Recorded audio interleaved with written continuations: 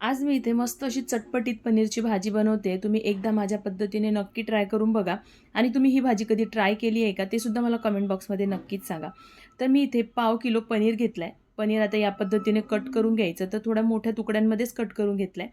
सोबतच काही भाज्या घेतल्या आहेत, तर भाज्यामध्ये टमाटर घेतलं आहे, सोबतच शिमला मिरची आणि कांदा घेतला आहे. टमाट्याच्या बिया मी आधीच काढून घेतल्या आणि कांदासुद्धा असा मोठ्या मोठ्या तुकड्यांमध्ये कट करून घेतला. आता याच्यासाठी एक स्पेशल मसाला तयार करून घेऊया. तर 1 चमचा जिरं, 1 चमचा सौंफ आणि 1 चमचा धने मी ते पॅनमध्ये घातले. सोबतच अर्धा चमचा ही कलोंजी घेतली आहे. तर मागच्या व्हिडिओमध्ये मला भरपूर कमेंट आल्या, की या कलोंजीला काळे तीळ बोलतात, पण आमच्याकडे याला कलोंजी बोलतात आणि यालाच कांद्याची बीसुद्धा बनतात. तर तुम्ही मला कमेंट बॉक्समध्ये सांगा, की तुम्ही याला काय म्हणता. सोबतच थोडेसे मी इथे मेथी दाणे घेतले आणि लाल सुक्या मिरच्या घेतल्यात. आता हे सगळं चांगलं भाजून घेतलं आणि मिक्सरच्या भांड्यामध्ये घालून या पद्धतीने थोडं जाडसर असं दळून घ्यायचं. तर बघा या पद्धतीने आपला हा मसाला तयार झाला आहे. थोडासा जाडसरच ठेवायचा, खूप जास्त बारीक पावडर करायचं नाही आहे. आता पॅनमध्ये 1 चमचा तेल घातलं आहे. आता जे पनीर आपण कट करून ठेवलं होतं त्या पॅनमध्ये घालायचं आणि आता याला 1 मिनिटभर परतून घ्यायचं आहे. खूप जास्त वेळ आपल्याला हे पनीर फ्राय करायची गरज नाही आहे. तर बघा या पद्धतीने छान परतून घेतलं आहे. आता याच्यामध्ये आपण ज्या भाज्या तयार करून घेतल्या होत्या ना त्या घालायच्या. आता ह्यासुद्धा आपल्याला तेलासोबतच चांगला मिक्स करून घ्यायच्या आहे आणि तेलामध्ये 2 ते 3 मिनिटं होऊ द्यायचे. म्हणजे आपल्याला ह्या भाज्या ना खूप जास्त शिजवायच्या नाही आहे, खूप जास्त गळवायच्या नाही आहे. फक्त हलक्याशा सॉफ्ट झाल्या पाहिजे. नंतर याच्यामध्ये थोडंसं लाल तिखट घातलं आहे. सोबतच आपण जो मसाला तयार करून घेतला होता ना, तो 1 चमचा घालायचा आहे. आता याला चांगलं मिक्स करून घ्यायचं, म्हणजे सगळा मसाला आहे ना भाज्यांना सगळा चांगला लागला गेला पाहिजे. तर इथे बघू शकता. आता हे सगळं मस्त असं मिक्स करून घेतलेलं आहे. सगळी चव आहे ना या मसाल्याचीच येते. दुसरा कुठलाही मसाला याच्यामध्ये एक्स्ट्रा घालायची गरज नाही. म्हणजे पनीर मसाला वगैरे घालायची गरज नाही आहे.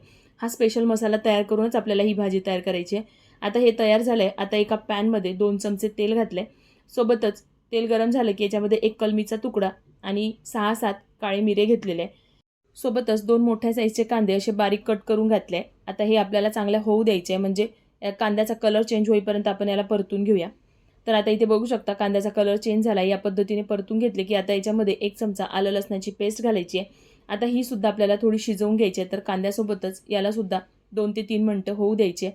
तर आता इथे बघा हे आपलं तयार झालं. आता याच्यामध्ये काही सुके मसाले घालायचे आहेत. तर याच्यामध्ये लाल तिखट, धनेजिरे पावडर, हळद पावडर, गरम मसाला, सोबतच आपण जो मसाला तयार करून घेतला होता ना तो घालायचा आहे. तर मी ते 1.5 चमचा हा मसाला घातलेला आहे. कारण सगळी जी चव आहे ना ते या मसाल्याचीच आहे याच्यामध्ये. तर 1.5 चमचा हा मसाला घातला आहे. तुम्ही थोडासा कमी जास्त करू शकता. आता तेलामध्ये हे मसालेसुद्धा चांगले परतून घेतले की आता याच्यामध्ये टमाटरची प्युरी घालायची आहे. तर मी ते 2 टमाटरची प्युरी घातलेली आहे. आता हे सुद्धा चांगली मसाल्यामध्ये मिक्स करून घ्यायची. नंतर याच्यामध्ये टमाटर आपले लवकर शिजले पाहिजे याच्यासाठी मीठ घालायचं आहे. परत याला चांगलं मिक्स करून घ्यायचं आहे. तर माहिती आहे का मसाले जेवढे चांगले परतल्या जाईल ना तेवढीच चांगली भाजीची टेस्ट लागते. तर बघा हे मसाला चांगला मी इथे परतून घेतला. आता याच्यानंतर अर्धा वाटी फेटलेलं दही घालायचं आहे. आता हे मसाल्याबरोबर चांगलं मिक्स करून घ्यायचं. तर बघा या पद्धतीने चांगलं मिक्स करून घेतलं आहे. आता याच्यामध्ये थोडंसं पाणी घालून घेऊया. तर मिक्सरच्या भांड्यामध्ये फिरवून थोडंसं पाणी घातलं आहे. परत याला चांगलं मिक्स करून घेतलं आहे. आता याला आपण शिजवून घेऊ, म्हणजे दही जेवढं शिजेल ना तेवढं दह्याला तेल सुटेल. तर मी ते झाकून 3 ते 4 मिनिटं होऊ दिलं होतं. आता मसाल्याला बघा मस्त असं तेल सुटलेलं आहे आणि आता हा मसाला आपला तयार झाला आहे. आता याच्यामध्ये आपण ज्या भाज्या तयार करून घेतल्या होत्या ना त्या घालायच्या. तर सर्व भाज्या याच्यामध्ये घालून घेऊ आणि परत त्याला एकदम मिक्स करून घ्यायचं आहे. तर आता इथे बघा हे थोडंसं तुम्हाला घट्टसर वाटतंय. तुम्हाला वाटलंच तर तुम्ही असंच ठेवू शकता, पण मी याच्यामध्ये थोडंसं पाणी घालणार आहे, कारण आपण परत हे थोडंसं शिजवून घेतलं ना तर परत थोड्या वेळानंतर हे थोडी घट्ट येते. तर आता इथे बघा थोडंसंच पाणी घालायचं आहे, खूप जास्त ग्रेव्ही केलेली नाही आहे. ही भाजी थोडी घट्टसरच चांगली वाटते. तर आता हे पाणी घातल्यानंतर परत एकदा मिक्स करून घ्यायचं आणि आता याला झाकून 4 ते 5 मिनिटं मंद आचेवर होऊ द्यायचं. तर बघा मंद आचेवर मी ते 4-5 मिनिटं होऊ दिलं होतं. आता आपली भाजी तयार झाली आहे. वरून मस्त कसुरी मेथी घातली आहे, बारीक चिरलेली कोथिंबीर घालायची.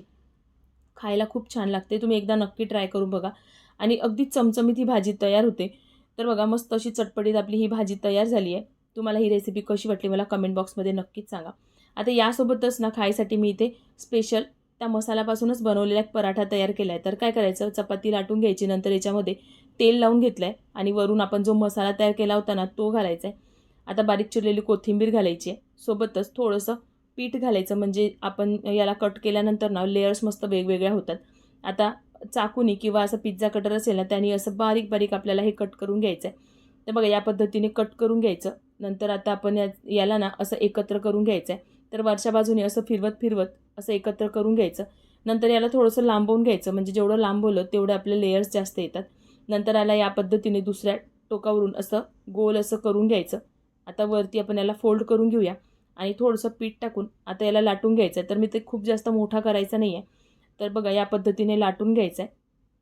तर बघा या पद्धतीने मी लाटून घेतलं आहे. आता आपण याला शेकून घेऊया. तर तव्यावर थोडंसं तेल घातलं आहे. दोन्ही बाजूने मस्त खरपूस रंग येईपर्यंत आपण याला शेकून घेऊया. तर या भाजीबरोबर ना खायला खूप छान लागतो. तुम्ही एकदा नक्की ट्राय करून बघा. नान वगैरे, रोटी वगैरे तुम्ही तर कितीदा खाल्ले असेल, पण एकदा हा पराठा नक्की ट्राय करून बघा. तर तुम्हाला ही रेसिपी कशी वाटली मला कमेंट बॉक्समध्ये नक्कीच सांगा. सोबतच तुम्ही माझी रेसिपी कुठल्या सिटीतून बघताय ते सुद्धा मला कमेंट बॉक्समध्ये सांगा, म्हणजे मला कळेल की माझी रेसिपी तुम्ही कुठून कुठून बघताय. सोबतच रेसिपी थोडी जरी आवडली असेल तर व्हिडिओला लाईक शेअर नक्की करा. चला तर मग भेटूया अशाच नवनवीन रेसिपींमध्ये. Bye bye.